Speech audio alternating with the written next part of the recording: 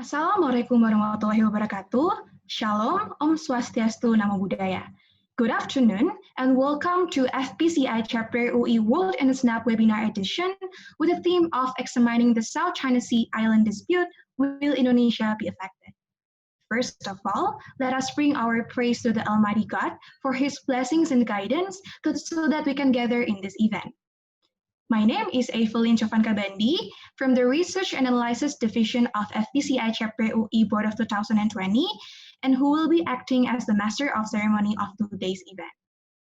Before we start our event, I would like to remind all the participants to rename the Zoom account as name_institution, and please keep your microphone off during the event. However, you are expected to turn on your camera in order to respect the speakers. Next, I want to welcome and express my gratitude to the Board of Executives, Nino Nafan as the President, Ahmad Reza Maulana as the Vice President on Human Resources and Substances, and Adel Aferilia as the Vice President on Public Relations and Affairs of FPCI Chapter UE Board of 2020, as well as the speakers, moderator, and the participants of FPCI Chapter UE World in a Snap webinar examining the South China Sea Island dispute. Will Indonesia be affected? In today's event, we are pleased to have Mr. Sidharta as the Director for ASEAN Political Security Cooperation from Indonesian Ministries of Foreign Affairs.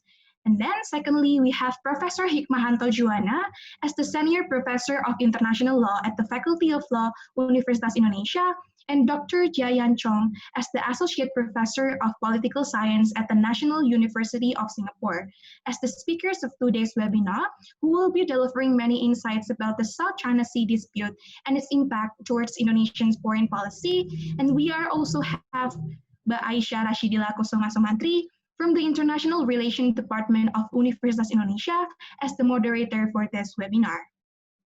FPCI Chapter UE World in a Snap is an infographic designed by the Research and Analysis Division of FPCI Chapter UE. This infographic contains a brief summary on the recent foreign policy and international relations issues. In the year of 2020, FPCI Chapter UE has written in a total of 15 wins editions which are posted in our social media, Instagram at FPCI UE. These wins cover various topics, for example, Yemen's civil war, SpaceX, aviation industries crisis, Turkey migrant crisis, and many more. On September 2020, FPCI Chapter UE has successfully conducted the first WINS webinar edition with the topic of overseeing the Arctic maritime dispute. And the speaker of that event were Mr. Imade Andisarana from Universitas Gadjah Mada, Mr. Beckman from National University Singapore, and Mr. Andreas and Mr. Pavel from the Arctic Institute. This is also available on YouTube to be streamed for those of you who did not attend the event. Due to the success of the previous WINS webinar edition and the high demand of foreign policy, FPCI Chapter UE would like to create the second World in the Snap webinar edition, which is open for students, academicians, researchers, and others who are interested in foreign policy. At the end of today's session, there will be a nomination for Best Participant. So please don't hesitate to raise your question and actively being involved in a discussion. And we encourage you to raise your question to the speakers because we will be judging the best participant candidate based on the most relevant and interesting question. Before we start the main session, let me explain today's rundown. Firstly, there is an opening by the Master of Ceremony, and secondly, there is opening remarks from the project officer and the Board of Executive of FPCI Chapter UE Board of 2020. And after that, there is a profile introductions of the moderator. There is a profile introductions of the speakers from the moderator. And after that, there is a presentations of the topic by Mr. Sidharta. And after that, there is the presentations on the topic by Professor Hikmahanto Juwana. And then there is the presentations of the topic by Mr. Jayan Chong, Ph.D. And 8, there is a question and answer session. 9, there is a concluding remarks from the moderator. And after that, there is a best participant announcement and photo session. And lastly, we have closing from the Master of Ceremony. Without further ado, please welcome Christo Emmanuel as the project officer of this event, who will be delivering the opening remarks from today's webinar. For Christo, the time is yours. Thank you, Evelyn. Can you hear my voice clearly? Yes. Okay. Assalamualaikum warahmatullahi wabarakatuh. Shalom, Om Swastiastu, Namo Buddhaya. Good evening, audience. I hope we're all in our best condition, both physically and mentally. In this beautiful evening, I would like to welcome you to FPCI Chapter UI World in Snap webinar edition with the theme Examining the South China Sea Dispute. Will Indonesia be affected? I consider some audience from Malaysia and Philippines. Good afternoon, good evening all. I'm very proud and happy to have you here. I would also like to welcome our speakers, Mr. Cherry, Professor Hikmahanto, and Dr. Trump. Thank you for the willingness to share your knowledge and expertise concerning of our topic today. I would also like to thank Mbak Aira that will moderate our discussion today. I would like to thank Bang Mino, Bang Reza, and Kak Eril as the Board of Executives of FPCI Chapter UI Board of 2020, as well as Kak Pande, Kak Tia, and Kak Jojo as the DPH of Research and Analysis Division for the guidance so that this event can take place this evening. These past years, thousands of theses, papers, and articles regarding the South China Sea dispute have been published, but the issue remains the same. Recently, I also wrote a couple of articles regarding the law of the sea and overlap the border. I realized that these topics are still considered as a high-level discussion for some students, especially when these topics only can be found in journals and books. Conducting webinars is one of the best ways to disseminate the discussion to students since it can accelerate knowledge distribution. I know this webinar will not end at the South China Sea dispute, but I hope through this webinar, at least we can get the idea and the big picture of the issue. I hope that this event can raise our awareness about these topics and risks surrounding it in order to get a better understanding of our common future challenges. To end my remark, I hope we can all enjoy the session and we can gain knowledge as much as we could. Wassalamualaikum warahmatullahi wabarakatuh. Om Santi Santi Santi. Thank you, Christo, for the opening remarks. Next, we are inviting Adil Averilia as the President on Public Relations and Affairs of FPCI Chapter UI Board of 2020, who will be delivering opening remarks from the Board of Executive. For Kak Adil, the time is yours.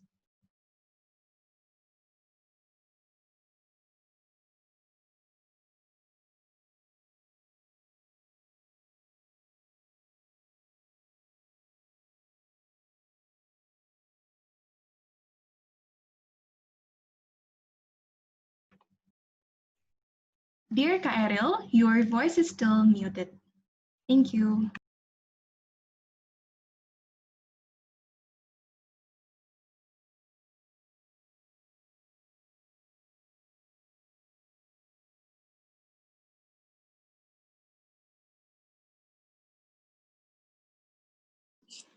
Okay, I'm so sorry. Okay, thank you, Evelyn. Good afternoon. Good afternoon, everyone. Welcome to the FPCI Chapter UI World in a Snap, a webinar edition examining South China Sea Island dispute. Will Indonesia be affected? Well, on behalf of FPCI Chapter UI, I would like to thank our honorable speakers, Mr. Cherry Sidharta, Professor Hikmahanto Juwana, Dr. Zhang Yan Chong, and of course, our amazing moderator, Mbak Aira. And I would like to thank all the participants for your enthusiasm in joining this webinar. Well, Indonesia is a big country, an archipelagic country with its beautiful and plenty culture, natural resources, and of course the people. What happened in Indonesia domestically is actually related to what happened regionally and even internationally. So we should aware, and if might be, to understand about what happened in this Mother Earth which we live in.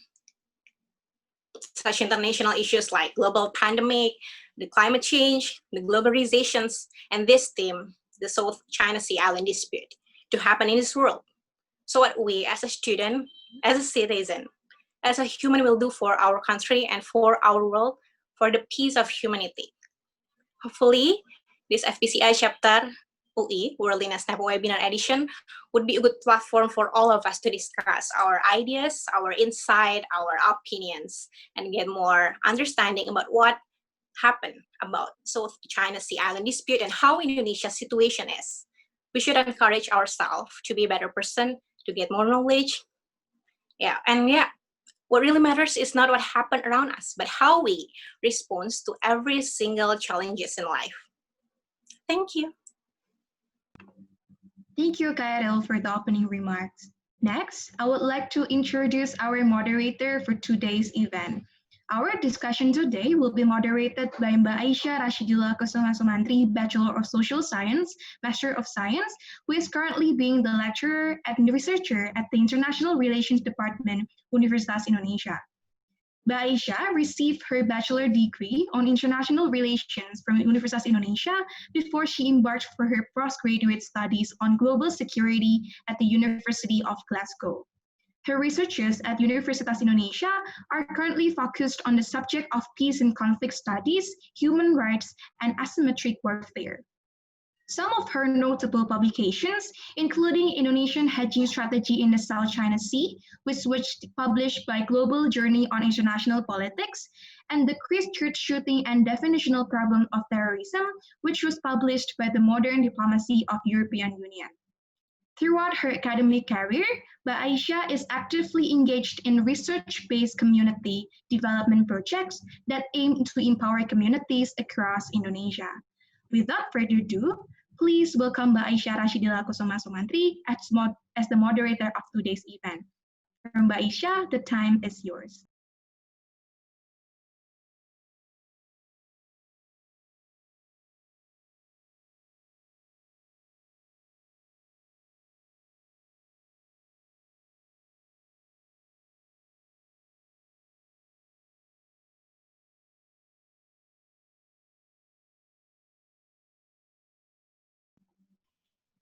Okay, thank you very much, Master of Ceremony, for the swift introduction. Assalamualaikum warahmatullahi wabarakatuh. Shalom, Om Swastiastu, Namo Buddhaya, and good afternoon, and welcome to FPCI Chapter UI World in a Snap webinar edition, examining the South China Sea Island dispute. Will Indonesia be affected? Allow me to introduce myself. As the moderator has introduced previously, my name is Aisyah Rashidillah Kusuma Sumantri. I will be the moderator that will guide the FPCI Chapter UI World in a Snap webinar edition in the speaker session. So China Sea is more than just a traditional territorial conflict. It has extended through more than 7 decades and involving 5 littoral states, with China as the biggest and most powerful claimant states in the region. And many other non-claimant states in Asia Pacific also joined the conflict. One of the far-reaching effects in the South China Sea is how the conflict made the Asia Pacific region as a field of great power concentration, particularly between the status quo, the US and China as the rising power. While Indonesia is not considered as one of the claimant states, it has been long aware of the prevalence of this conflict for both regional and national stability. Internally, Indonesia views the China 9-dash line as a threat for its national security, as the claim includes a part of Indonesian ZEE that extends from the Natuna Block. However, as we see right now in the regional level, Indonesia also acts as a catalyst of peace or an honest broker by helping the conflicting states create DOC in the South China Sea. Today, we will explore Indonesia's position in the South China Sea in depth, including what is Indonesia's perspective in this issue, what has been done by Indonesian governments to neutralize the conflict, and what is the prospect of the South China Sea in the future, according to the Indonesian government. We already have 3 experts that has been gracefully accepted the invitation to talk on this dialogue today. These 3 experts will talk about the role of Indonesia in the South China Sea conflict in a different lights. So without further ado, let me introduce you the first speaker of today. This is Professor Hikmahanto Juwana. Professor Hikmahanto Juwana is a professor of law from University of Indonesia. He got his Doctor of Philosophy degree from University of Nottingham, Master of Laws from Keio University, and Bachelor of Laws University of Indonesia. Also, he also have like some career experience as Rector of Universitas Jenderal Ahmad Yani from 2020 to 2024. And also he was the Senior Professor of International Law, Faculty of Law, Universitas Indonesia currently. Some of his notable publication is Hukum Internasional dalam Perspektif Indonesia sebagai Negara Berkembang, Yarsif diterbitkan oleh, it's published by Yarsif Wantapone in 2010. Konsekuensi keikutsertaan Indonesia dalam perjanjian internasional, it's published by the Law Review University Pelita Harapan in 2008. Okay, without further ado, Pak Juwana, Pak Hikmahanto Juwana, you can have the floor. Thank you. All right, thank you very much, Aisha. Good afternoon, everyone. I hope I can share my PowerPoint here. Let me see. Yes, I can have that PowerPoint. All right, let me begin with a global perspective of this, what happened in the South China Sea.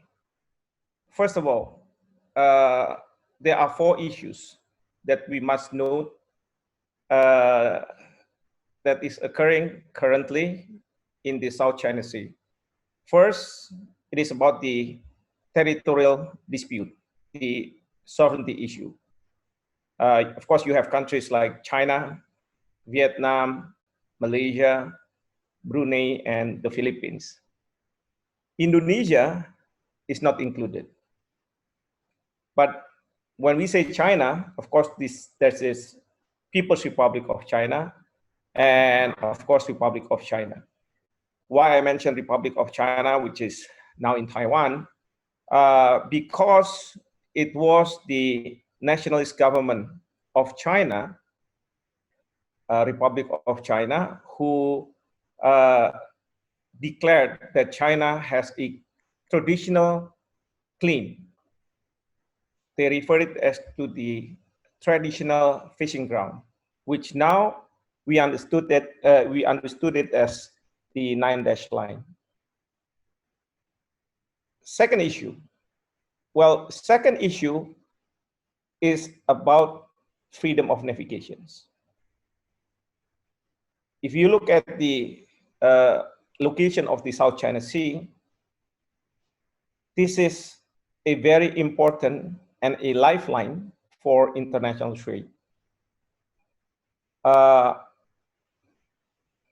There is a term which is referred to as sea lanes of communications. Sea lanes of communications is used by countries to export or import or carry goods from a ship's tanker, what have you, yeah, from one point to another point, from one country to another country. So the South China Sea is very important for many countries, including Japan, South Korea, Australia, European countries, even the United States. These countries, of course, would want to maintain that there is international navigation, freedom of international navigation. This is why many countries have concern over the South China Sea, because they would not want to see China dominating the South China Sea area. The third issue is actually it is between Indonesia and China. When I said actually, because Indonesia does not recognize the 9-dash line. Vice versa, China does not recognize Indonesia's EEZ, exclusive economic zone. If you look at the map that I presented to you, well, of course, this is not 9-dash line, but the dotted red lines, you'll see that this is China's claim of the 9-dash line.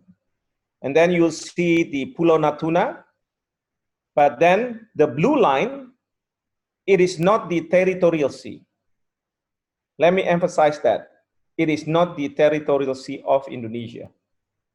So it is not under Indonesia's sovereignty, meaning that our armed forces may not go beyond the territorial sea of Indonesia. This is in the exclusive economic zone, where Indonesia have the sovereign right, not sovereignty, but sovereign right. The difference between sovereignty and sovereign right is, in sovereignty, you can claim the territory as yours. But in the sovereign right, you can only claim the resources within the area. You may not impede any ships, foreign ships, that goes back and forth within the EEZ. But in Indonesia, there is misunderstanding, because many things, and this is including the journalists, that when China's Coast Guard entered into Indonesia's EEZ, they were thinking about entering into Indonesia's territorial sea, Indonesia's sovereignty. And for that reason, our president, if I'm not mistaken, it was on March or April, went to Natuna, and then he made a statement before the journalists saying that, look, our territorial integrity has not been trespassed by any other country. He said that he has asked the governor, he has asked the chief of the armed forces, and there's no such thing as Indonesia's sovereignty being trespassed by a ships of another country. So in that sense, he is right, because the dispute between Indonesia and China, this is not about sovereignty, but about sovereign right.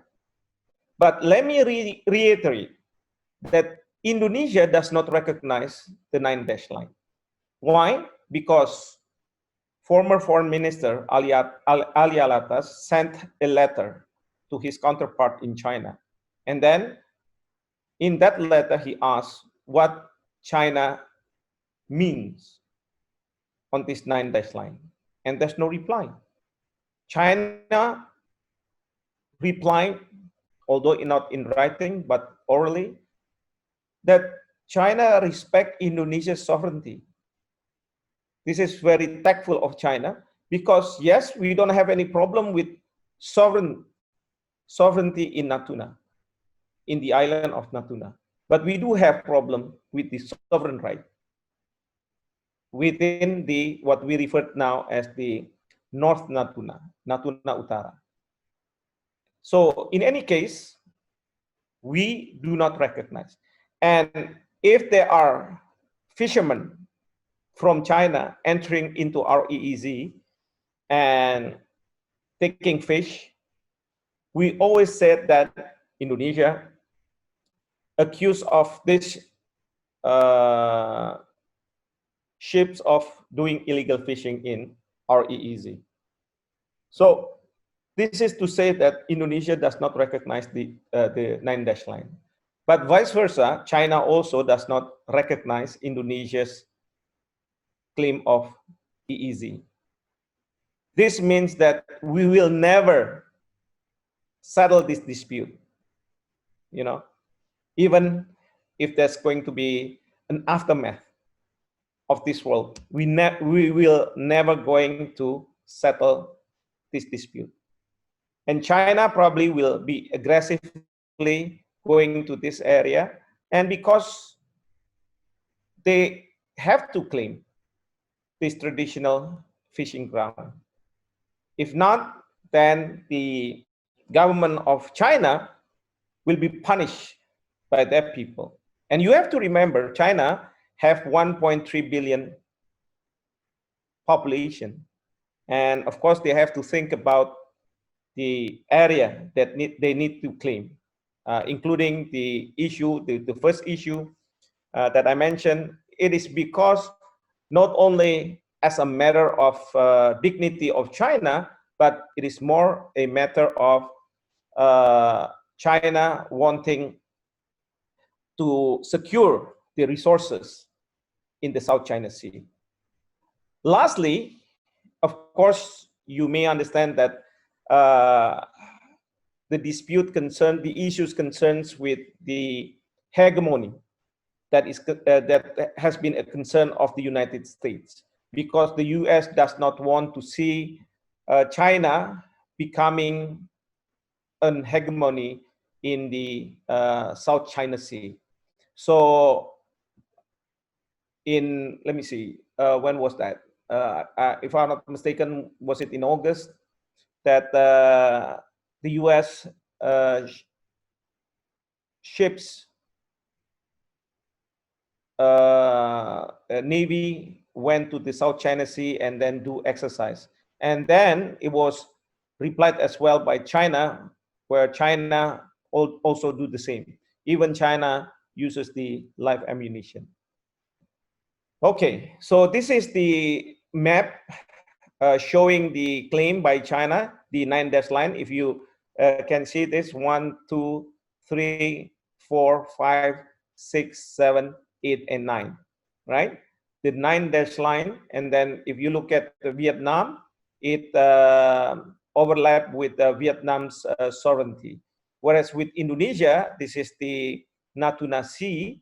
The territorial waters is only 12 nautical miles, but the 200 nautical miles is overlapping with China's 9-dash line. Okay, and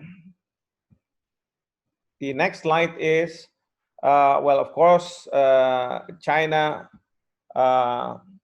has been very active in claiming the South China Sea as its territory by carrying out a reclamation, build a military and logistic. Example, the helicopter runaway, because you know, the ships, even the fisherman ship needs to have a gas, and then they cannot go to the land of China to have that. So they need to have an island that can station that. And then also the Coast Guard, even the military ships are there. Even in the COVID period, China did not hesitate to dominate the South China Sea. Okay, and probably you've known that the Philippines have brought China to the Permanent Court of Arbitration, asking the Permanent Court of Arbitration to decide whether the 9-dash line that is claimed by China is in accordance with the 1982 Convention on the Law of the Sea, which the PCA stated that it does not correspond, or it does not, it cannot be found under the UN Convention on the Law of the Sea, meaning that it is baseless. But you know, court internationally is not the same as court domestically. Court internationally does not have a enforcement on its decision, meaning that the court can be the award from the court can be disregarded if you are a country which have powerful in terms of military, powerful in terms of economy. And this is where China is saying that I'm not going to follow the PCA ruling, and I will make sure that the South China Sea will not be dominated by fishermen either from Philippines, Vietnam, or even from Indonesia. Okay, so the ruling is on July 12, 2016, but again, China tries to make sure that it is not recognized by many countries. So even though there is a ruling, but many countries who supported China will say that the ruling is not valid, it is not legal, because it is an issue of a bilateral issue rather than an issue that has to be brought to the Permanent Court of Arbitration. Okay, so is there any effect toward Indonesia? Well, probably yes. One is for us, we need to ensure that China recognize Indonesia's EEZ, which I think it's going to be very difficult because China will not do so. Yeah. Secondly, we need to maintain the stability within the region. That is very important. And this is where, as Alisa was saying, that Indonesia is an honest broker. We are willing to be a peace broker because we don't have any interest. But then you said, look, Indonesia is fighting against China over this North Natuna. But for us, because we do not recognize China's claim, we always said that, no, we don't have any problem with China, and we are willing to become an honest peace broker. And lastly, I think Indonesia need to ensure that tension that lead to Cold War do not escalate into hot war. And this is very important. This is where Indonesia has to do a subtle diplomacy, making sure that within the area, there's not going to be any war, because a war will not give advantage to anyone within the region. So with that, I'm afraid that I'm going, oh, I'm sorry, there's one slide that I have to go to. So Indonesia, first of all, should encourage the code of conduct to be agreed by China and other countries. This code of conduct includes the rules of engagement, making sure that if there are authorities ships among countries, that they will not go head to head. Secondly, to me, Indonesia should lead ASEAN for South China Sea region stability. And then Indonesia's Navy, Indonesia's Maritime Security Agency, and Indonesia Police should keep on enforcing the law within our EEZ in the North Natuna. And also Indonesia will not and should not negotiate with China on its claim as Indonesia does not recognize 9-dash line. This is very important, and we need to be consistent from time to time, even though there is a change of government. Okay, with that, I thank you very much. Assalamualaikum warahmatullahi wabarakatuh.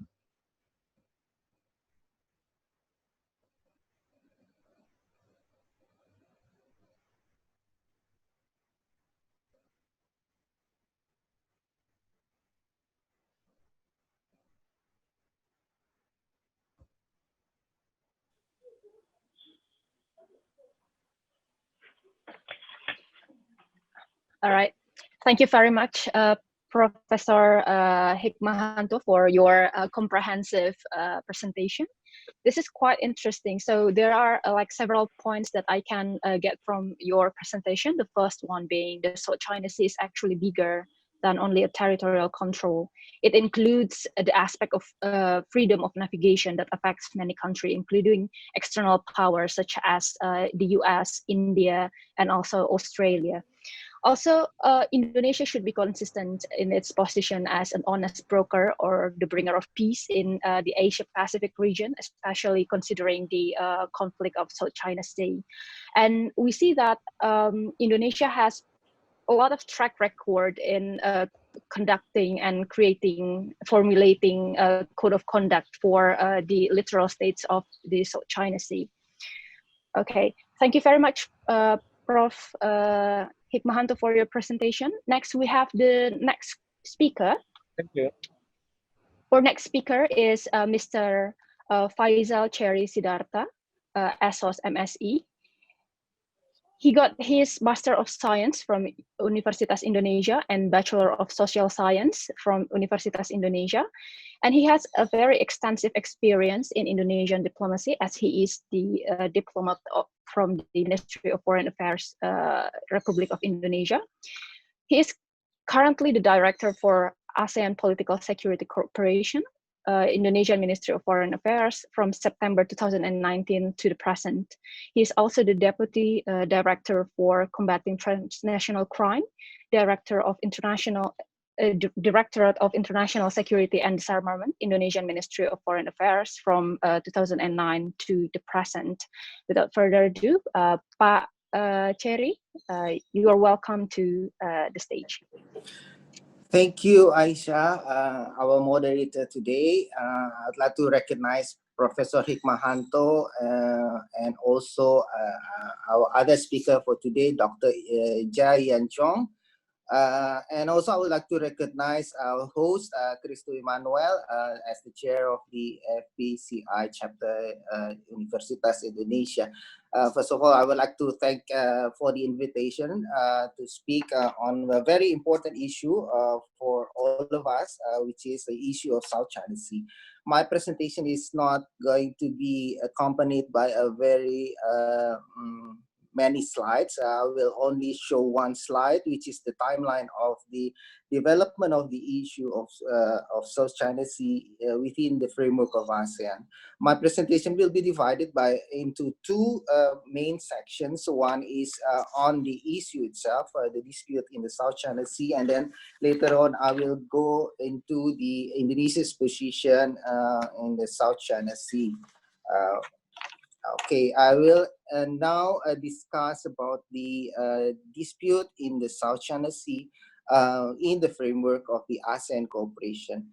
For ASEAN, the South China Sea dispute is recognizably a very complex and multifaceted dispute. It combines territorial dispute as the core of the dispute. It also touches upon overlapping jurisdictional dispute over maritime zones.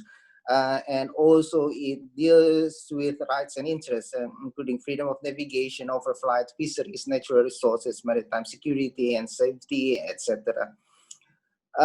Apart from that, there are also problems on the ground, namely unilateral activities, provocations, aggravation of the dispute, miscommunication, miscalculation, military activities, as mentioned by Professor Hikmahanto, and many others. So with that, the understanding of the role of ASEAN, we have to understand that ASEAN's effort, understandably and very rightfully, is not to resolve territorial and jurisdictional dispute in the South China Sea, but to manage disputes so as not to escalate into an open conflict. So the long-standing position is to settle this complex issue with parties directly concerned, not to go to ASEAN as a regional mechanism.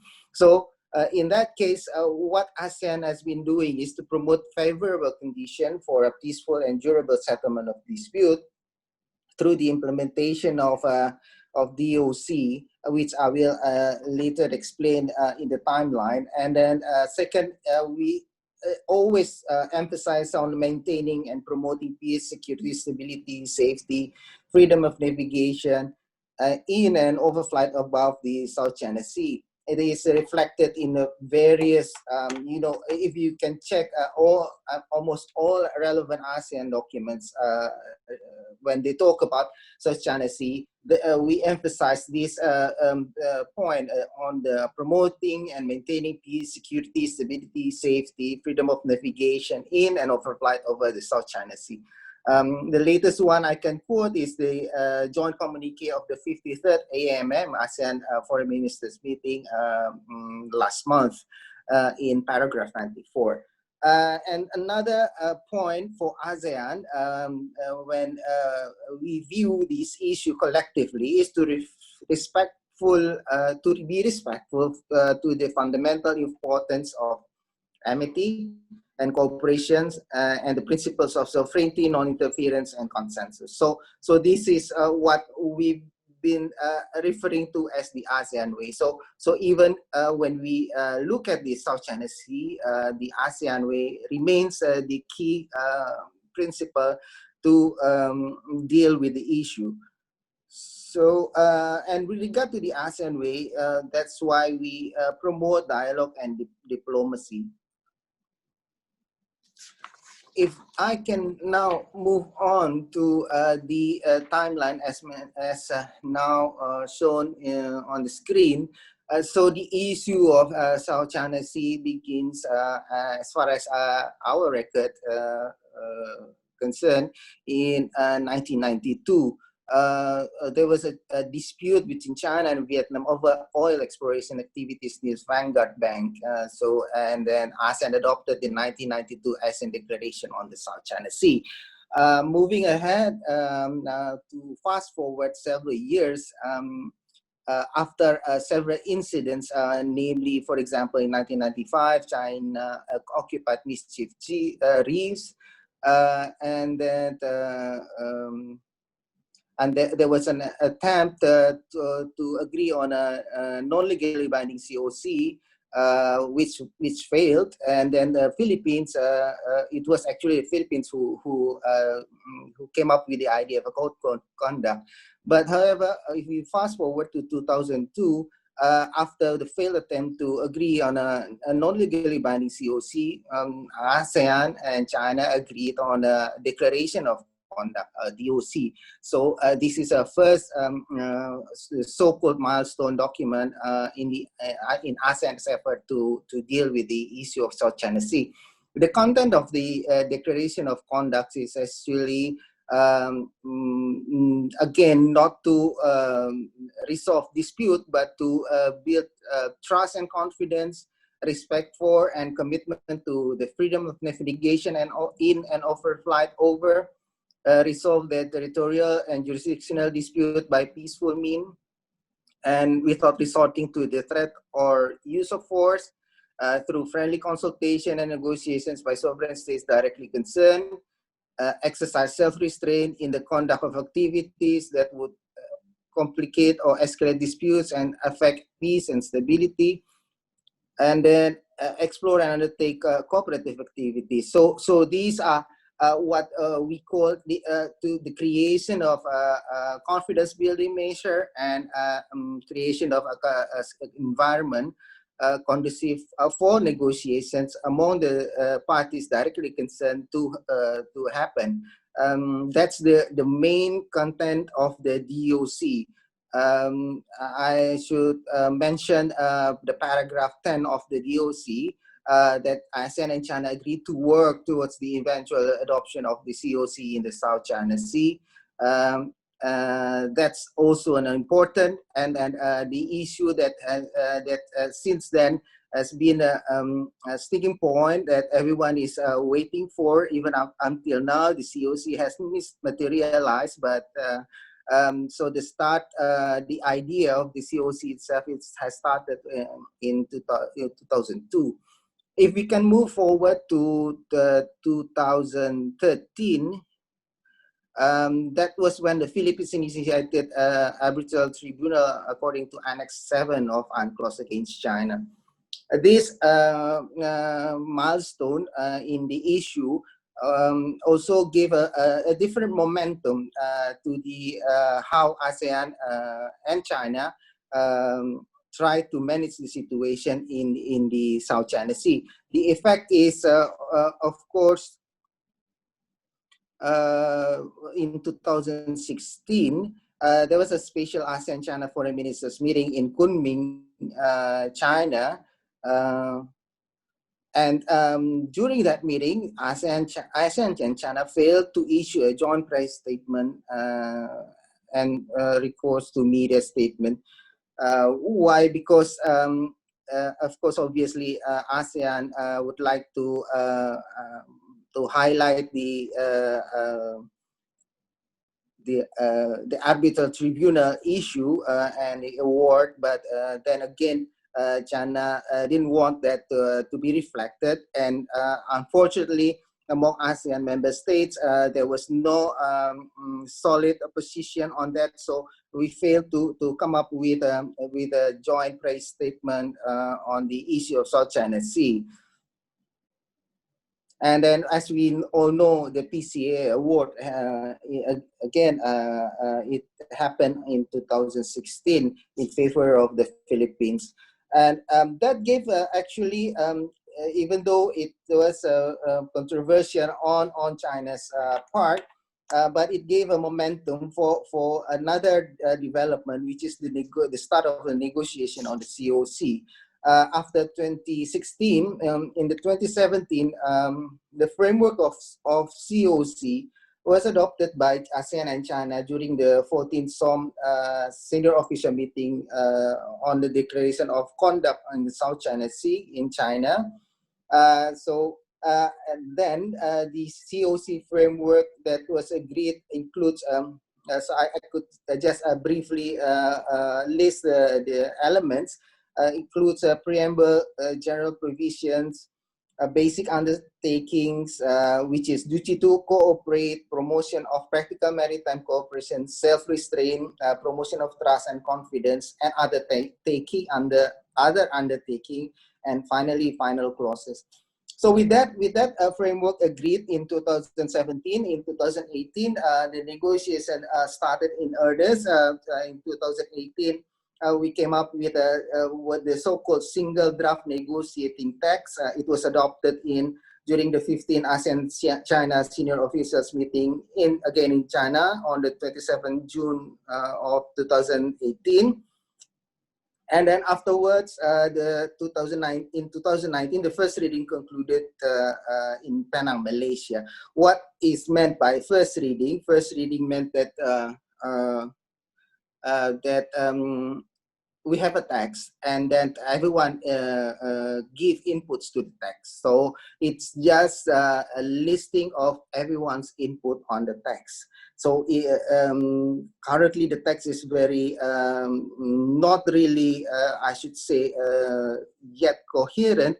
But that's how ASEAN and China agrees that the negotiation should move forward. It should start with putting everyone's input in the text. So the first reading concludes with everyone's giving their inputs on the text, and then the COVID-19 happened.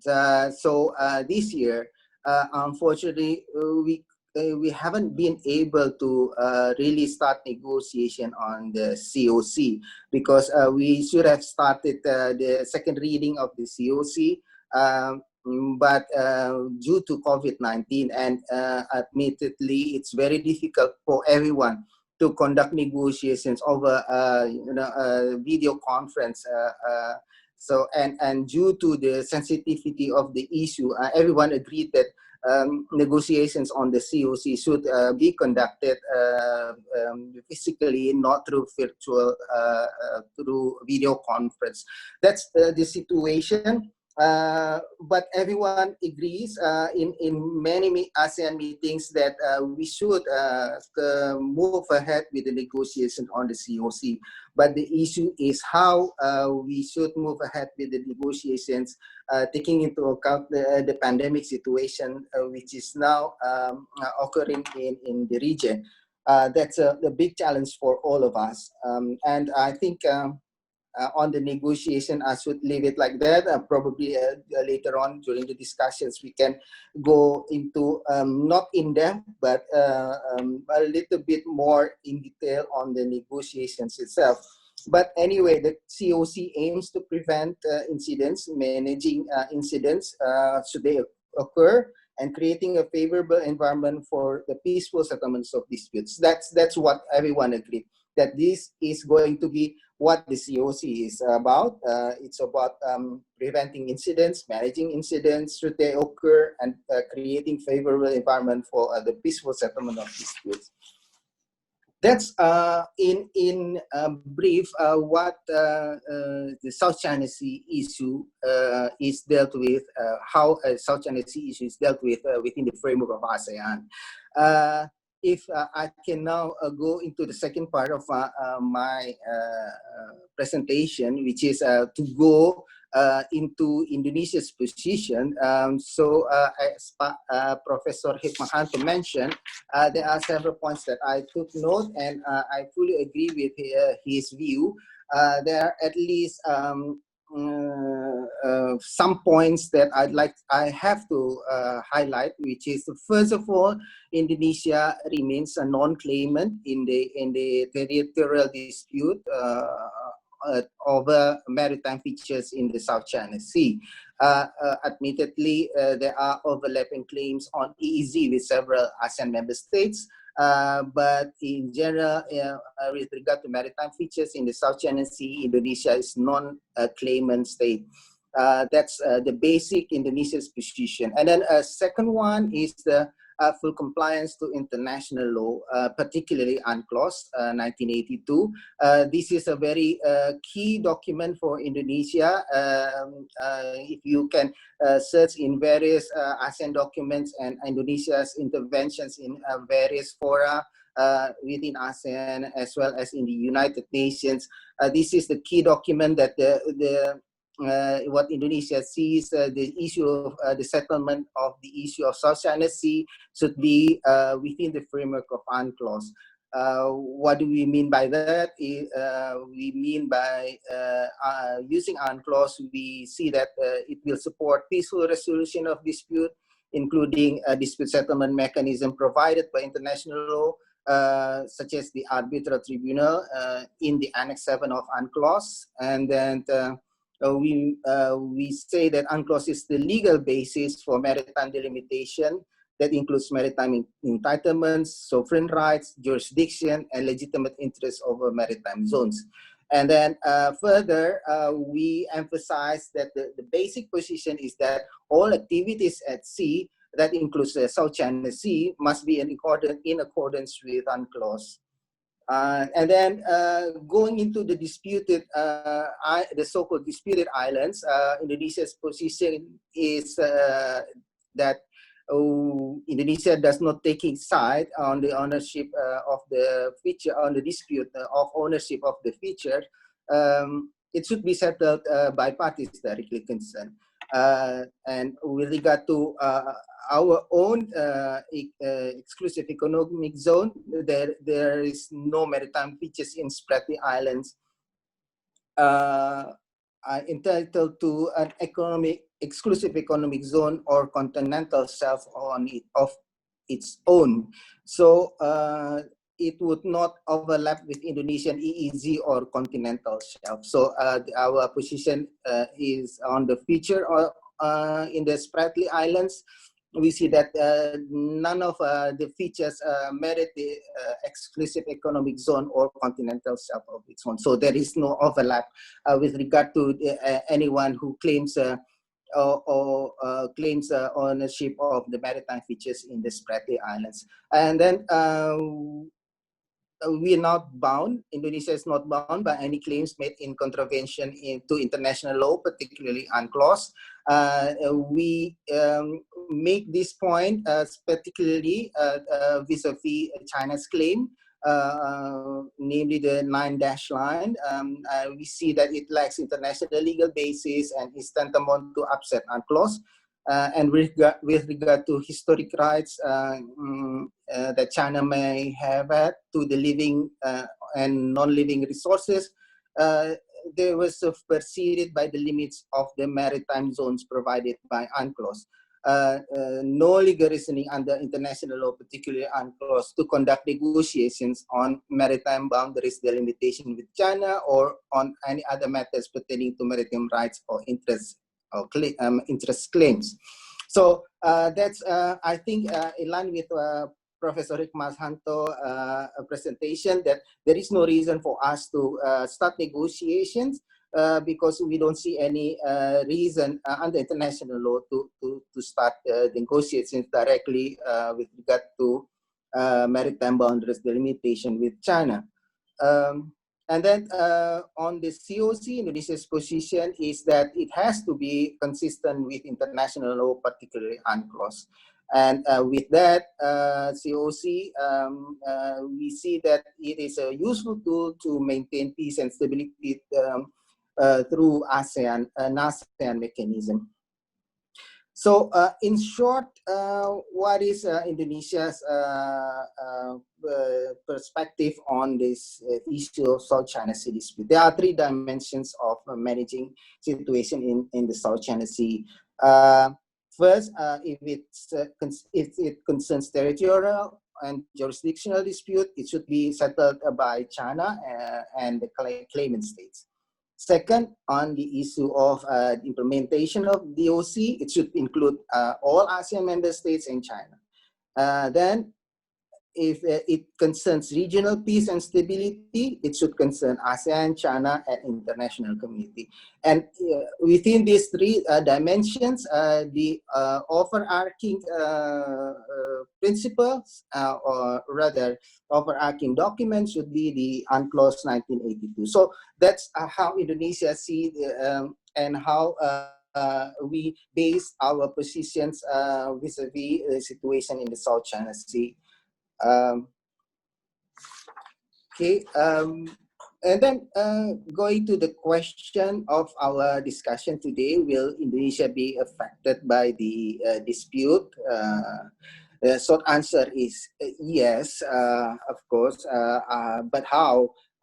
That's an important question to be answered. First, I think geopolitically, the major power projections, because major powers have interest in the situation in the South China Sea, will create a situation where a proxy war might happen in the South China Sea. So Indonesia has to be following the situation in the South China Sea very carefully. Also, the effect of major power projections is that it is very difficult to attain ASEAN unity on the issue, and as well as there are pressures from outside actors on how we ASEAN as a grouping to deal with the issue of South China Sea. So there is an internal division and external pressure. That's part of the geopolitical effect of major power projections that will affect Indonesia. Of course, by that, then peace, stability, and regional development will be affected or even hindered. As you all know, the success of ASEAN so far has been that after the Indochina War in the 60s, peace and stability in the region has been maintained for a very long time. So each individual ASEAN member states could develop their economy and could attain the level of development that they have now. That will be, I think, severely affected if the situation in the South China Sea is not managed well. And that Indonesia has the responsibility because we are also, as the biggest country in the region, will be, I think, will be the most affected if anything happens in the South China Sea. And the second, after geopolitics, is the escalation of conflict and tensions if it happens. We will see if there is an escalation of conflict or tension. There will, of course, growing militarization and military deployments. And with the escalation of conflict, there will be a possible militarized incidents due to miscalculation and miscommunication. There will also be threats to maritime security and disturbance to the freedom of navigation in and right over, potentially to military vessels. And then there is a concern on the deterioration of safety of navigation, collision, unsafe encounter, use of force, etc. So that's within the heading of escalation of conflict and tensions. And then Indonesia will be affected by the deterioration of marine environment sustainability. Due to land reclamation, overfishing, destructive fishing, safety of navigation, etc., and also violation for the exploitation of fisheries and natural resources. And towards Indonesia directly, I think the impact would be persistent intrusion to Indonesia's EEZ. Professor Hikmahanto has mentioned that, and I agree that this dispute, if it's not settled or at least managed carefully, there will be a persistent intrusion to Indonesia's EEZ. I think I should end my presentation there. I look forward to our discussions this afternoon. Again, I would like to thank the FPCI chapter Universitas Indonesia for inviting me to participate in this discussion. Thank you. Okay, thank you very much, Pak Cherry, for your excellent presentation. So I noted there are several highlights on your presentation. The first one is that the most recent COC is still on ongoing process and ongoing discussion, but Pak Cherry also stated that Indonesia still believes that UNCLOS is a legally acknowledged maritime law and Indonesia will remain neutral in the South China Sea conflict.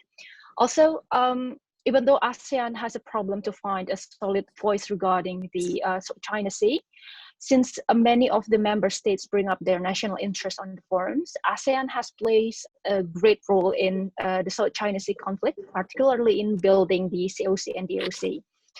We do realize that dealing with China within the framework of ASEAN will create strategic advantages for the ASEAN littoral states and also other states that might be affected by the conflict, since many of the ASEAN member states are small and middle power states. Thank you very much once again, Pak Cherry, for your interesting presentation. So next we have another speaker, the last but not least, Dr. Yan Chong. Dr. Yan Chong is an associate professor, assistant professor from National University of Singapore currently. Associate professor in the National University of Singapore since 2017 to the present. He acquired his doctoral degree from the Princeton University, along with his master's degree in Princeton University. He also got double degree on. He also got 2 master's degree. The other one is from the Georgetown University, and he received his Bachelor of Science with magna cum laude from Georgetown University. Several of his notable publications are the South China Sea Disputes, some documentary context. This is Guest Editor Introduction, Chinese Law and Government Journal, Volume 46, and also External Intervention and the Politics of State Formation, China, Indonesia, Thailand, 1893-1952. This is published by the Cambridge University Press. So this is a very impressive track record from Dr. Chong. All right, without further ado, please welcome Dr. Chong to present his material. Dr. Chong, the floor is yours.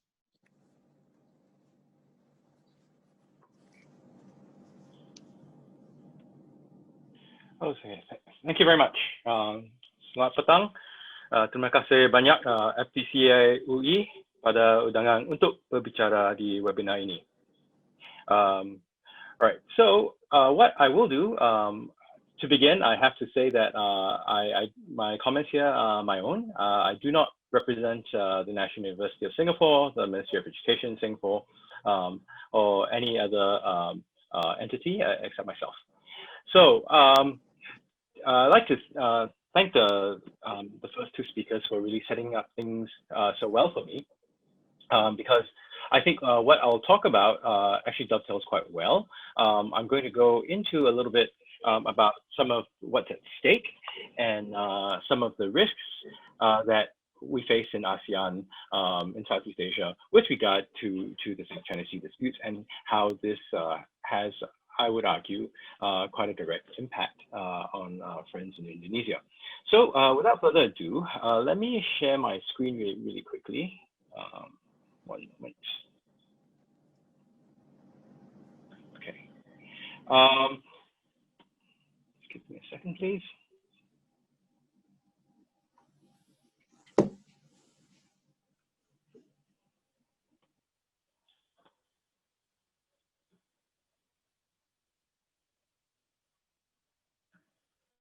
All right.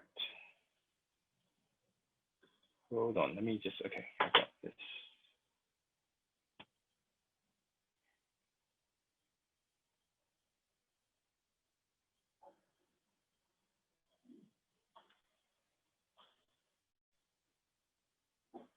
Okay.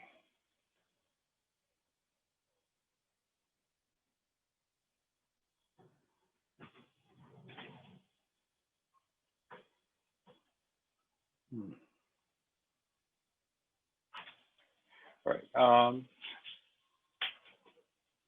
right. So I'm trying to share my screen, but it seems that I have some issues here. Actually, since you have my slides on your side, could I trouble you to bring up the slides that I prepared? Since for some reason I'm not able to bring up my slides at the moment. Okay, sir. Thank you very much.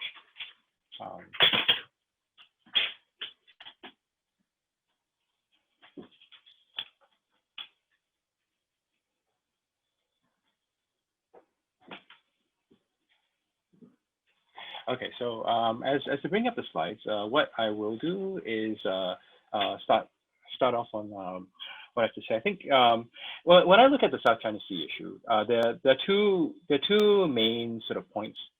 First, there's the thank you very much. There are two main points. The first is that there's the actual sort of physical issue that we have to think about in terms of the claims, which is what you see here. I mean, we've seen this map before. What I lay out here are the baseline the baselines, the straight baselines, and then the delimitations and also the various claims. What's important to note from the 9 dashed lines that China, on the basis of which China establishes its claims, is that we're really unclear as to what they actually mean, because China then asserts that they are based on historical rights. They're based on what China has claimed since ancient times. Now, where that stands in terms of UNCLOS is highly unclear. In fact, UNCLOS doesn't sort of give provision to the historical claims of this sort, right? And the other is that for the other claimants, it's useful to recall that the area of overlap in these different claims is actually quite small. All right. So my point being that these claims, while they are important, are only sort of part of the picture. There are sort of bigger issues that we have to think about beyond the claims. Could I ask you to bring on the next slide, please? Thank you. All right. So if you look at the claims here, some of the things that what we see on this image here are the EEZ, the exclusive economic zones. They sort of reach further out. The squares you see in the middle, those are features that are claimed by the various sides. And so once you get into exclusive economic zones, and the sort of right to use resources, including fishing, including the extraction of mineral energy resources, things get a little bit more fraught between the different claimants, in particular with China. Could I ask you to bring on the next slide, please? Thank you.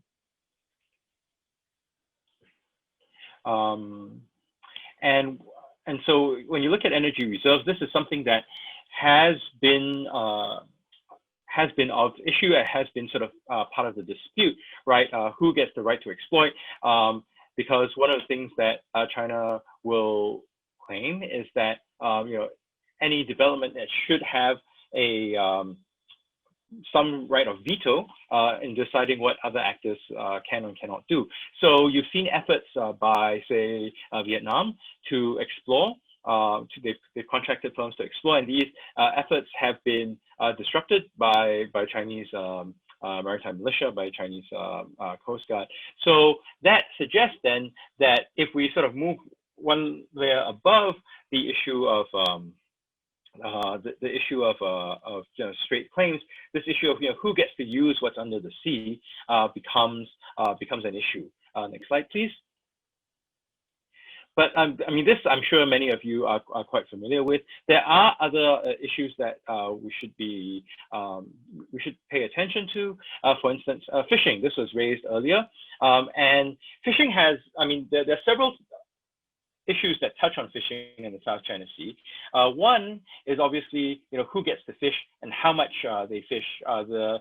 There's a problem of overfishing that the South China Sea is already facing, meaning to say that in the northern parts of the South China Sea, actually fish stocks are supposedly have run quite low. So one of the reasons why Indonesia sees fishing vessels going into the easy extending from the Natunas is because fishermen are following the fish, right? In the South China Sea, in the southern sector of the South China Sea, there are relatively more fish stocks, right? So this raises a issue of the commons. So in terms of managing fishing, to the extent to which not just claimant states, but also other states that fish in these grounds. The extent that we don't have a common agreement on how to manage our fish stocks means to say that we risk depleting our fishing resources, right? And this is fish is something that is a common staple food for many of us across Southeast Asia. So this will involve, ships, all ships and all fishing fleets that will use the South China Sea. So that the sort of regulation there, I think, there's a question about who is responsible for it and how we can do it. Related to fishing is an issue of marine waste. This is something that the Indonesian government has brought up previously. Marine waste from the littoral states tends to degrade the maritime environment. It tends to add to the depletion of fish stock. So this adds to the pressure of fishing. It sort of creates more impetus for fishing fleets to move around into areas that other states may find that are sort of challenging their right to those resources. So again, the issue of not having a common regulation on the marine environment, on protecting the marine environment, creates pressure for disputes that extend out from the competing maritime claims, right? They're not just the maritime claims, they're these issues that we have to sort of look at as well. Can we get the next slide, please?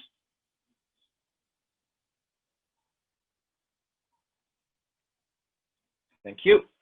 So as mentioned earlier, sea lanes of communication are very important in the South China Sea. What this chart shows us, the blue circles are major ports in the region, and the green lines, well, they're made up of dots. This is container traffic. So what you can see is that the South China Sea is quite key in terms of the shipping. It's one of the world's major shipping routes. So what that means is, even for those of us who are non-claimant states to the South China Sea dispute, in the event that there is disruption due to an escalation of tensions. In fact, it may not even have to come to that if there is the sufficient prolonged threat of escalation. Maritime insurance will increase, and that would make a lot of the shipping more costly. And of course, disruption from actual conflict would affect all our economies. And in addition to that, this gets into the issue of freedom of navigation. There's the question of whether any particular state gets to veto access by others across the South China Sea. To the extent that any particular state can veto access to the South China Sea by others, that can potentially put them under pressure, that can be potentially disruptive to the economies.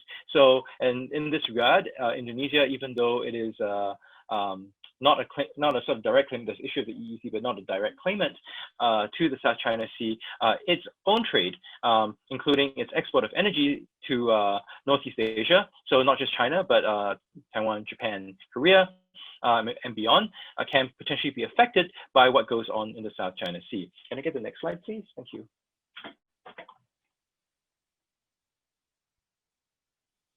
And in addition to shipping, it's also important to remember that a lot of contemporary communication, present-day technology, runs under the South China Sea. This chart shows us submarine cables, right? And the fact that we can have this webinar, it's because of submarine cables running between Indonesia and Singapore. So too, for other kinds of communication between Indonesia and Northeast Asia and beyond, you can see how the submarine cables link up.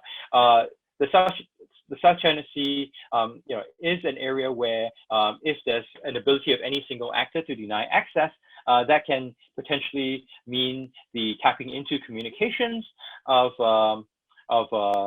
various actors around the region. It can potentially mean a threat to the ability of countries around the region to communicate with others. So in that regard, there's this sort of other undersea stuff that even non-claimant states have I think, important stake in. Can I get a next slide, please?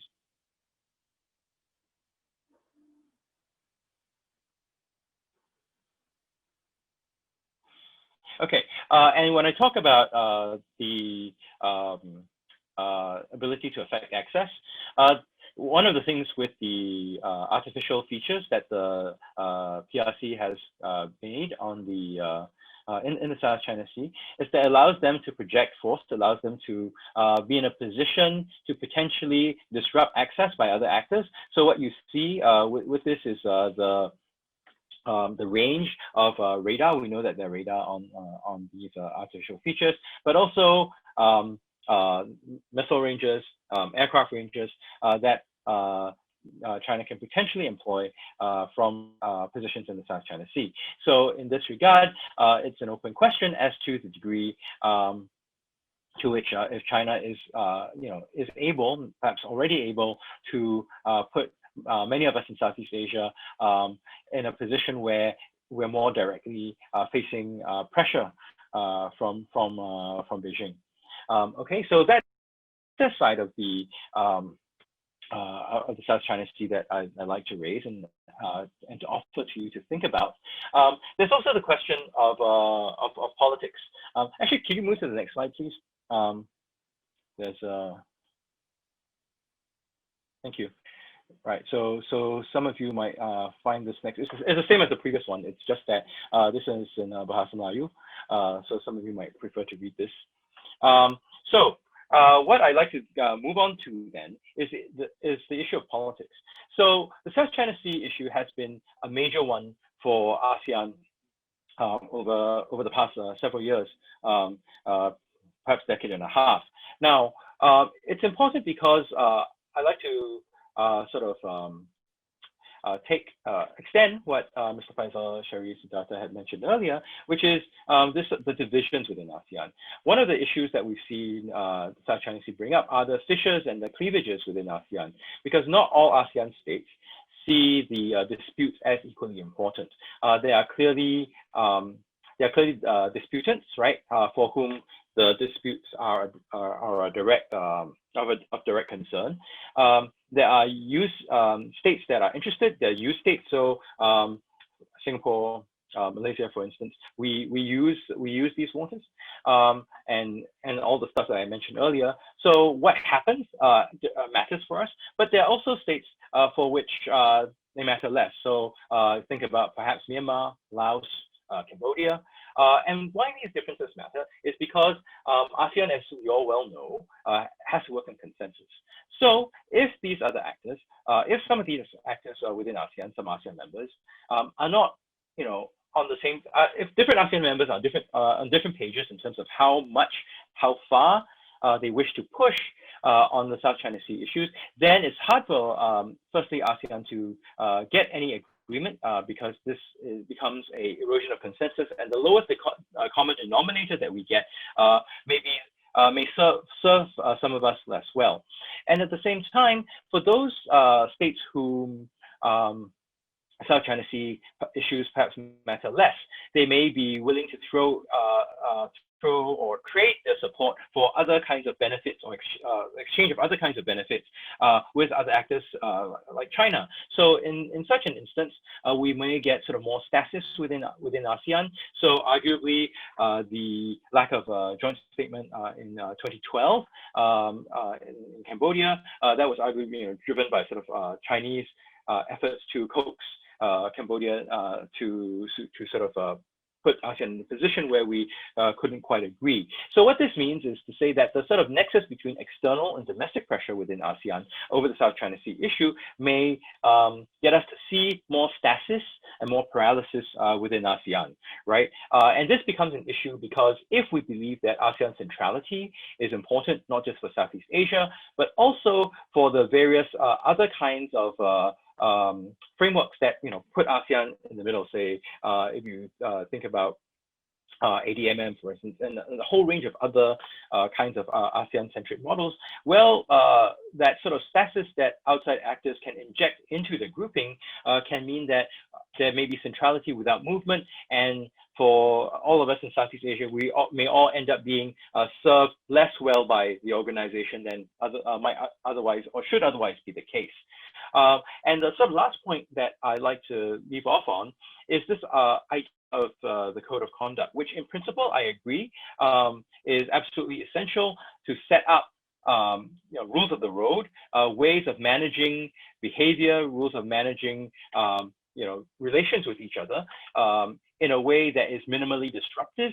But then the two issues sort of arise. Right. One is the difference between what we have in principle and what we have in practice, because one of the issues we talked about in terms of international law is that there's limited enforcement. So we also know that there is significant power asymmetry between many states in Southeast Asia and larger players like, say, China or the United States. So the question is, even if we got a COC, even if we claim that it was binding, it remains an open question as to what would happen if there is reneging or violation of the COC by the major actors. Some may think that, well, China as a signatory may not do so. Well, we also know internationally that countries can renege. They can have very different interpretations of the same text. So how these issues will be resolved, especially if there's reneging, is a question that I think we need to explore more in Southeast Asia. And clearly, invested as Indonesia is in the process, it would be something that they would wish to think about. And the final point here is that there's also, I think, we do have to be alert to the possibility that an effort to push forward on a COC by a China that's far more powerful than the rest of us could be, could lay out a situation where we end up agreeing to conditions that disadvantage us as small actors, right? So for instance, if one of the things about COC is that, well, extra regional actors, and we end up that extra regional actors have less of a role, that we shut them out, then should there be more tensions between Southeast Asia or a subset of Southeast Asian states and the PRC, then that sort of arrangement may mean that we have less options to work with partners from elsewhere. So I'd like to lay that on the table for us to consider as well. With that, let me end off. Sorry for the technical glitches earlier, and I'd be happy to take your questions. Thank you.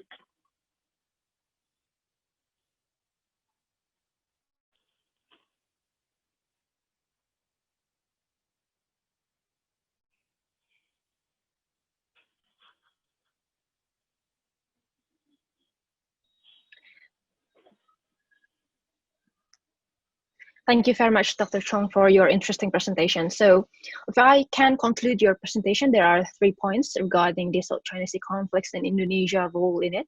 So the first one being South China Sea strategic value is very high.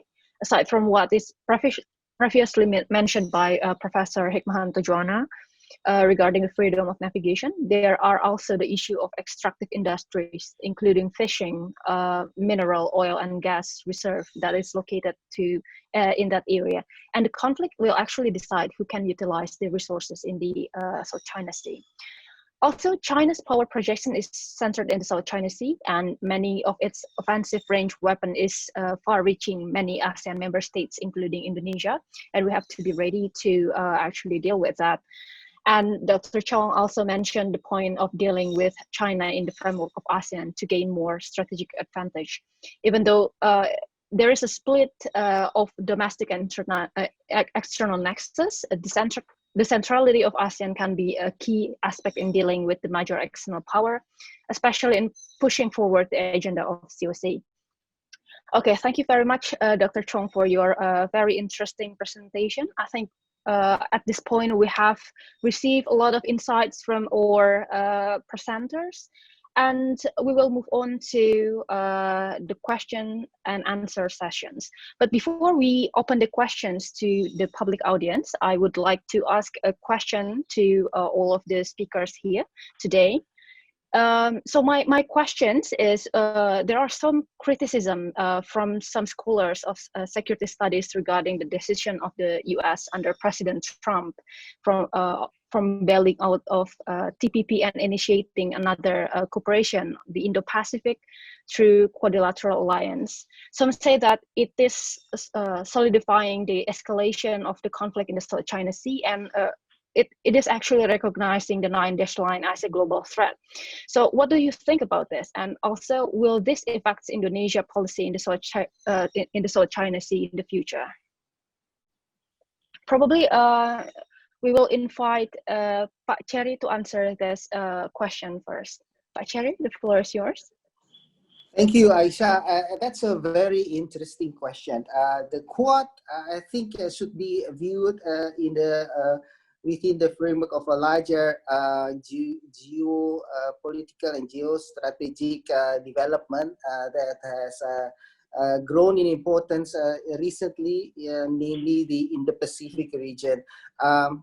I think, of course, we will follow the development of this Quad closely in the future, but I think the focus of this Quad is on Indo-Pacific, namely not only in the South China Sea, but also in the Indian Ocean and the Pacific Ocean. As you know, the Indian Ocean situation is now developing. Interestingly, I should say, to put it very mildly, this tension between India and China, and also there are some policies by China towards the Indian Ocean. So specifically, Quad is not to contain China in the South China Sea, but it's a geopolitical and geostrategic policy by the US towards the greater Indo-Pacific area. Will it in fact the dispute in the South China Sea? I think it will, I should say frankly, it will in the future make situations more complex with the Quad. I should say that, and I enter my answer there. Thank you.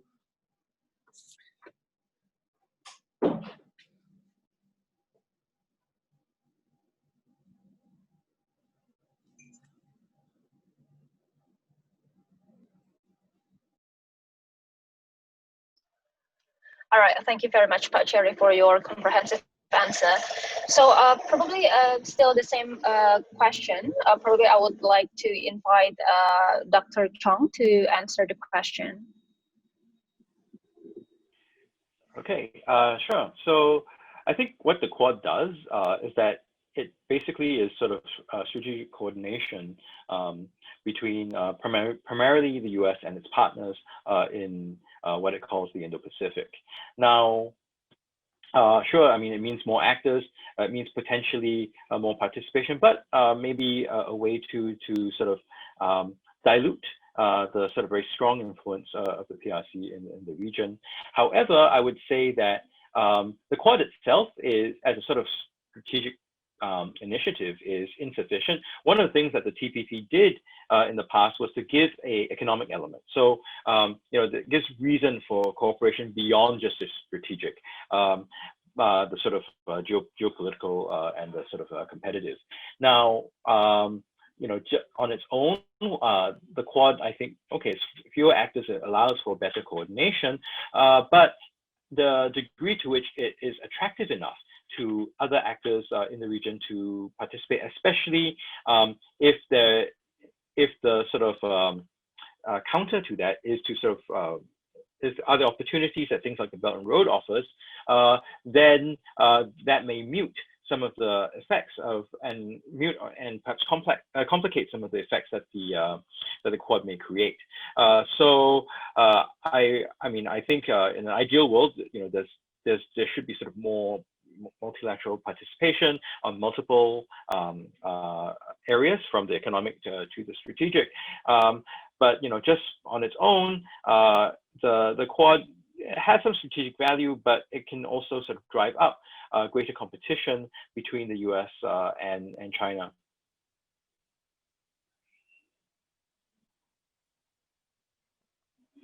All right, thank you very much for your answer, Dr. Trump. Probably the next one is Professor Hikmahanto. Please, can you answer the question? Thank you.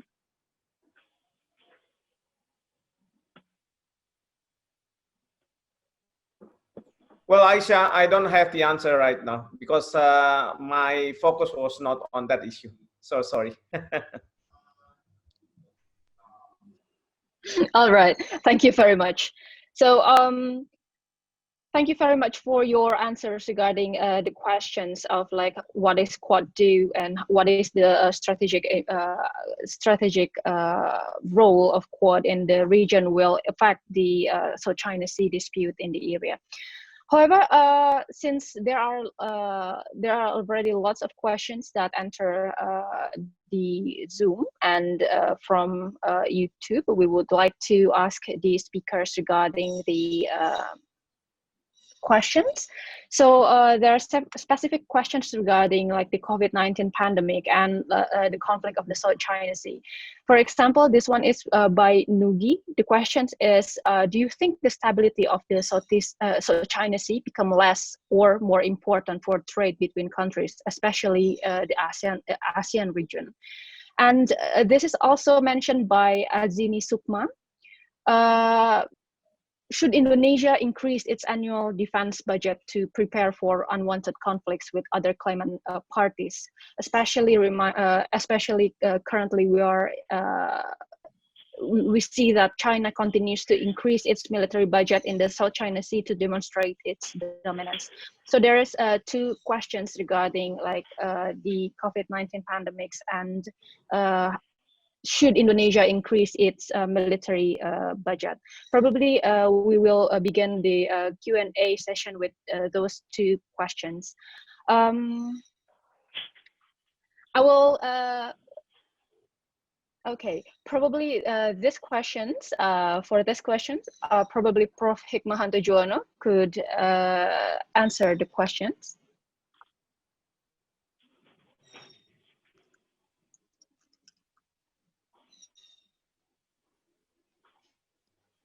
Okay.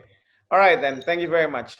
Well, first of all, should Indonesia increase its budget, military budget? To me, no, Indonesia should not. Why?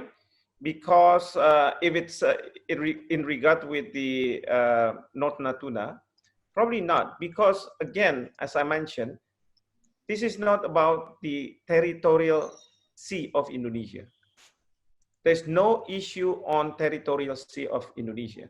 It is about sovereign rights, easy. So what should Indonesia do then? Indonesia should ask their fishermen to go to North Natuna to fish there.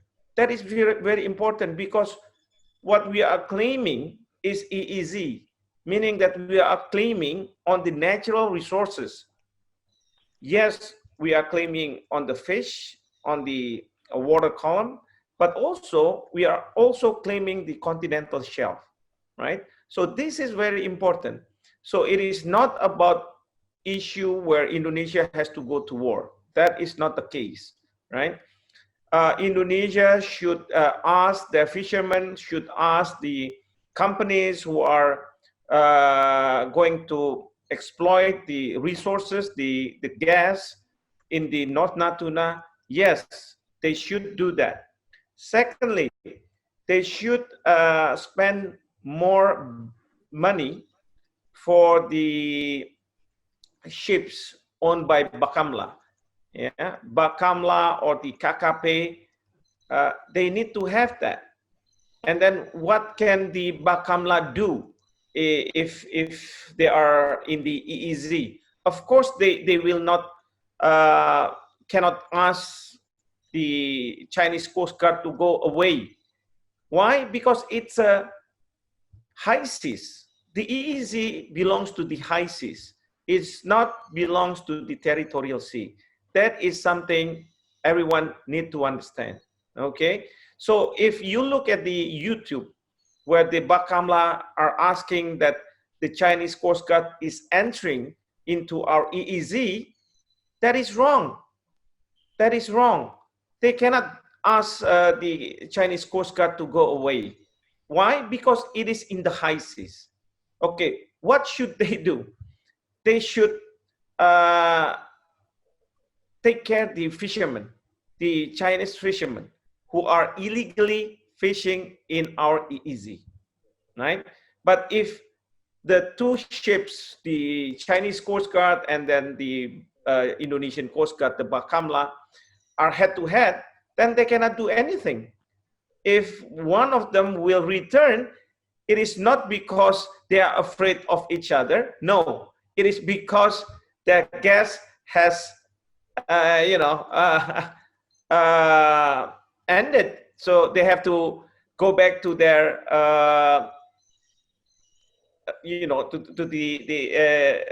to either to China or to the territory of Indonesia. So that is the case. Yeah, this is where everyone have confused between the sovereignty and then the sovereign right. That is one.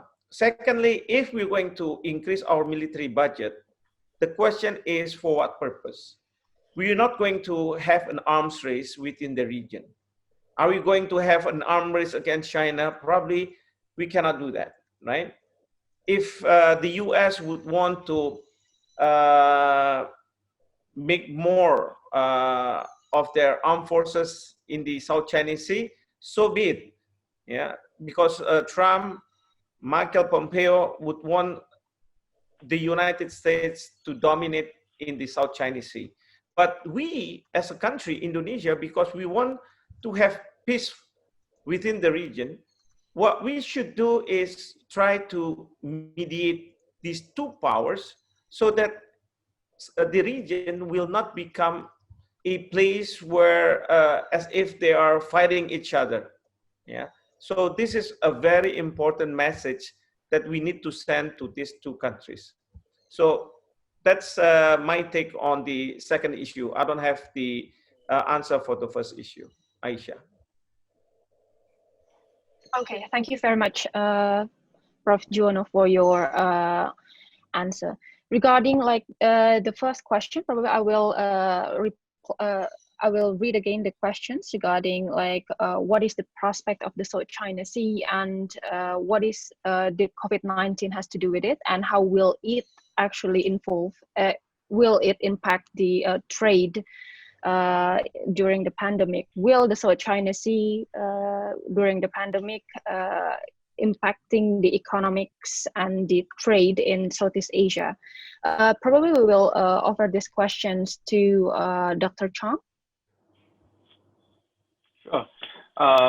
So I think in terms of COVID-19 and the South China Sea, I think what the pandemic does is actually increases the salience of the South China Sea.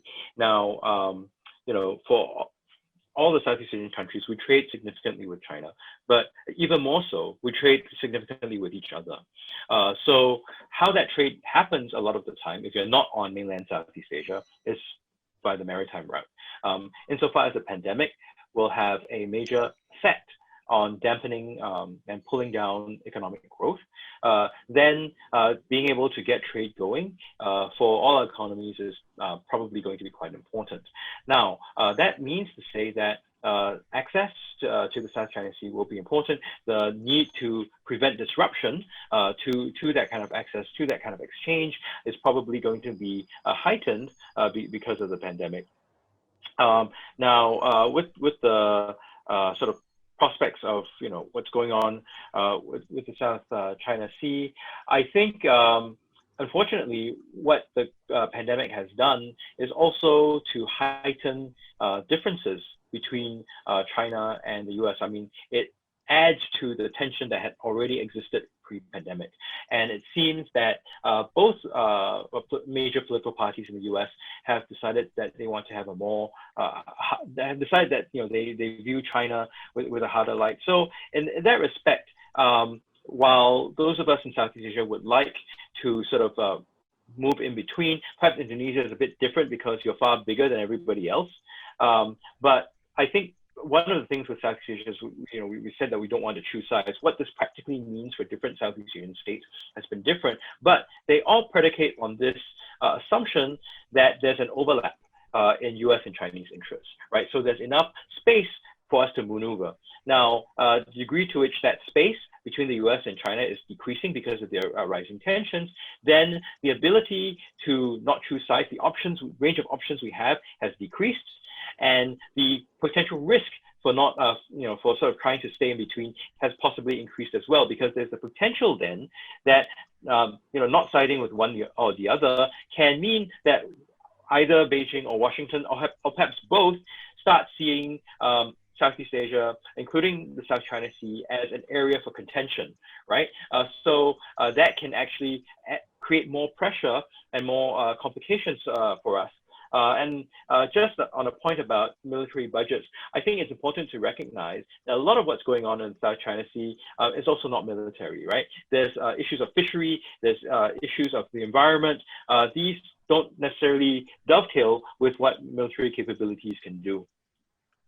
Thank you, Aisha. Thank you very much, Dr. Chong, for your comprehensive answer. So we do have like another questions. This is from, so this is, okay, this is like another question from the audience. So this is from Arif Abdullah, he's from Malaysia. So Arif said that even though we can argue that the CCG enjoy freedom of navigation in NATO, the real problem is a breach of sovereignty, not in territorial aspect, but in the sense of state jurisdiction, which the CCG obstructing Indonesia Maritime Law Enforcement Agency to conduct its jurisdiction over Indonesia EEZ. This is rather just a statement than a question. So he also have like a questions regarding the COC. I think this is like for Pak Cherry, yeah? So the question is like, what is the best framework of COC in 3 dimensions? The first one, should it become binding or loose agreement? The second one, should COC extend its state party membership or signatory to other user states other than the ASEAN and China? And number 3, should COC establish its own mechanism to resolve and address the disputes over the agreement rather than revert to third party as in UNCLOS? there are 3 questions, but I can assure you, like, those 3 questions is still regarding the COC and the concept of COC itself that's still discussed up until today. Pak Sherry, probably you will you can give your insights regarding the question. Thank you, Aisha. This is a very important and interesting question with regard to the negotiations on the COC, whether it's going to be binding or non-legally binding, and whether it will extend to other parties outside of ASEAN plus China, and whether the content should include dispute settlement mechanism. I cannot say without disclosing the text of the COC in detail, but I can say that the binding or non-legally binding is one of the issues that needs to be settled during the subsequent reading of the text of COC. Because different ASEAN member states and even China has different interpretation of what the text will be, whether it will be a binding document or non-binding document because it's code of conduct. I can tell you from Indonesia's perspective, we do not try to focus at the outset on the nature of the document, but we will follow closely the outcome of the documents. If the wordings of the content of the COC implies that it's binding, then we will say that it's a legally binding document. So we will try not to hamper the process, the negotiation process from the outside by agreeing on a very fundamental, a very complex issue of non-binding or binding document. And second one on the whether we should extend the COC to the parties outside of the ASEAN and China. For the time being, the text itself is between ASEAN and China. But what is we acknowledge that the what we call the user states or third parties to the negotiations, meaning countries outside the ASEAN and China have interest in the South China Sea. What we try to do in the negotiations is to include their interest in this in the text itself, meaning their main interests. I can say, namely, freedom of navigation in and over a flight over the South China Sea. I think, and nobody would like to see, militarization or threat use of force in the South China Sea. I think even though that the text itself currently between ASEAN and China, I think these are the interests of the international community, that the code of conduct should prevent the militarization and use of or threat of use of force be avoided in the South China Sea. With regard to dispute settlement mechanism, the code of conduct should more or less include elements of the settlement of dispute. But I like to emphasize that, again, the COC is not a tool to dispute, to settle territorial dispute or over maritime features in the South China Sea. So this dispute settlement is over the code of conduct, meaning that what should happen if there is an escalation of tensions, for example. What should we do if there is a miscommunication or misinterpretation of behavior in the South China Sea, for example? These are the issues that needs a sort of a mechanism to settle. I think that would be my answer to the COC question. Thank you, Aisha. Thank you very much for your answer, Pak Cherry. So we do have like lots of questions, but considering the limited time, probably we will take like the last questions. The last question is actually for Dr. Chong.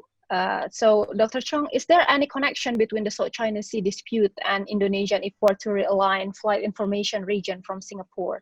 If it is true, when shall the alignment take place according to your knowledge? This is from Ayu. Ayu is from a student from UGM.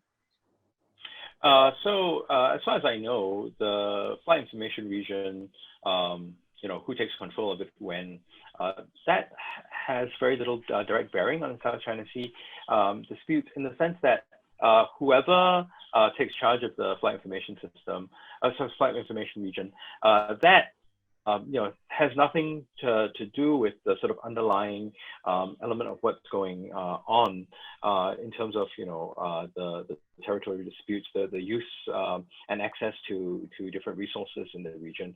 What I think, where I think it may have an effect is there have been some speculation, and I emphasize that this is speculation, that the PRC may have an interest in establishing a air defense identification zone over the South China Sea.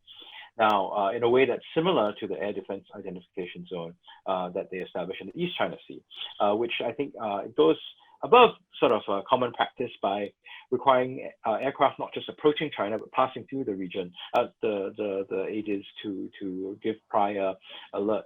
So what that would mean then for any flight information region is that there will need to, if it does overlap with supposed Chinese ADIS, then the question is, firstly, whether regional countries will comply, as indeed we did with the East China Sea ADIS. And if we do, then how does then the flight information region provide information about aircraft passing through to the relevant Chinese authorities beforehand, as they've required in the East China Sea region? Of course, I'd emphasize again that this is highly speculative, but it is an issue that I think pertains more directly to the flight information region. Thanks, Aisha. All right. Thank you very much, Dr. Chong. So thank you for your enthusiasm for the Q&A session. Unfortunately, the time for the question and answer session has elapsed, so we will have to close the Q&A session with the last question. So allow me to conclude today's discussion. I have like three conclusions regarding our dialogue today. The first one is the South China Sea issue remains a relevant thing up until today, even though it has started in for 7 decades, since it's involved multidimensional and far-reaching effects globally. By day, the need of resources probably will increase, and there are possibility that there are a heightened conflict in the South China Sea, considering China is economically still growing, and we will see the great power competition will heighten in the region. Also, the second one, Indonesia does not recognize China's 9-dash line, commonly acknowledged by based on EEZ. Indonesia will remain neutral, and we will not escalate conflict by increasing our military capabilities, since it will cause some kind of arms race in the region. Indonesia also will consistently partake on the conflict as an honest broker that pushes the COC. Also, the last one, ASEAN centrality can be the key for ASEAN states, particularly the littoral states, in dealing with China, which has significantly bigger and stronger military and economic power. In the issue of South China Sea, ASEAN can increase the bargaining position and strategic values of the ASEAN member states in dealing with China regarding the issue of South China Sea. Probably those are 3 points that I concluded for the discussions today. Thank you very much for your comprehensive presentation, Pak Cherry, Prof. Hikmahanto, and Dr. Chong. It's been a very pleasant discussion, and it's an honor to be in the same forum as you. Likewise, thank you. Thank you very much. Thank you. Thank you very much. So with this, I would like to say thank you for the participant that has been actively participating in our discussion, and thank you for the committee for inviting all of us in this event. So I will return the event to the Master of Ceremony, and thank you very much. All right. Thank you, Mbak Aisha, for moderating this amazing and insightful discussion. I would also like to express gratitude and thank you to all the speakers, to Professor Hikmahanto, to Mr. Cherry, and also to Dr. Chong for delivering such a very insightful point for today's event. And we hope that all the participants can get many fruitful insights and we can gain our knowledge regarding to the South China Sea dispute and its implications on Indonesian foreign policy. All right, so before we announce the best participant title, I would like to remind the participants to fill the attendance link that is distributed in the chat room in order for you to claim your certificate for today's webinar. Okay, so next, as what we have mentioned before, we will be announcing the best participant title of FPCI Chapter UE World in the SNAP webinar edition with the theme of examining the South China Sea Island dispute, will Indonesia be affected? And the best participant goes to, drumroll, 3, 2, 1. Okay.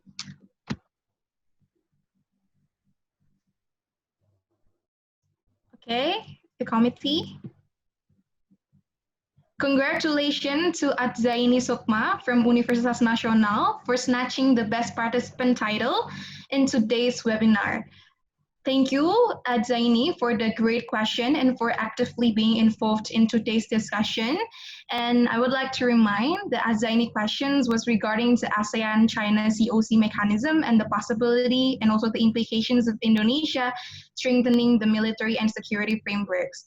Thank you, Zaini, and the best participant will be conducted by the committee after this webinar ends for the handover of the certificate. All right, so now, before we close this event, we will have a photo session which will be documented by the Public Relations Division of FPCI Chapter OE. So please, for all of the speakers, for all of the moderators, and also the participants, to turn your camera on so that we can capture your smile in this precious event. Okay. Okay, so for all these participants, can turn the camera.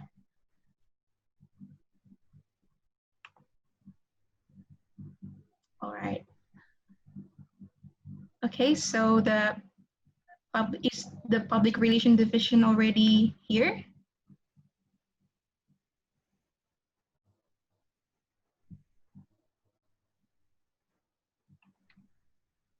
Okay, so, all right, so I will capture this webinar 4 times because we have 4 slides here, so I will count until 3. Okay, so this is from the first slide. 1, 2, 3. Okay, wait.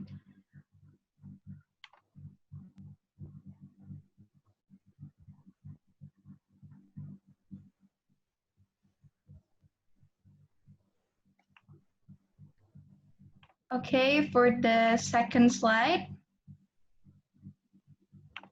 1, 2, 3.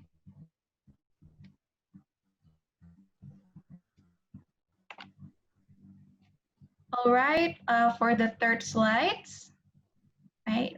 Okay. 1, 2, 3.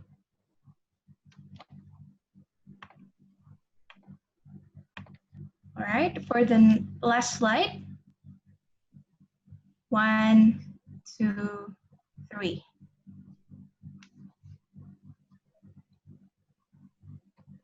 Okay, thank you for all the participants for joining this event. And unfortunately, this photo session remarks the end of today's webinar. Thank you for all the speakers, Mr. Cherry Sidharta, Professor Hikmahanto Juwana, Dr. Jayan Chong, as well as the moderator, Mbak Aisha, and all the participants who have joined this webinar today. Please don't forget to follow our social media and Instagram at FPCIOE and see you in our future event. My name is Evelyn Jovanka, and I'm singing out from this event as the Master of Ceremony. Please accept my sincere apology if I had some mistakes during the event. Wassalamualaikum warahmatullahi wabarakatuh. Shalom, Om Santi Santi Om. FPCI Chapter UI Board of 2020, Innovate Beyond Limits. Thank you.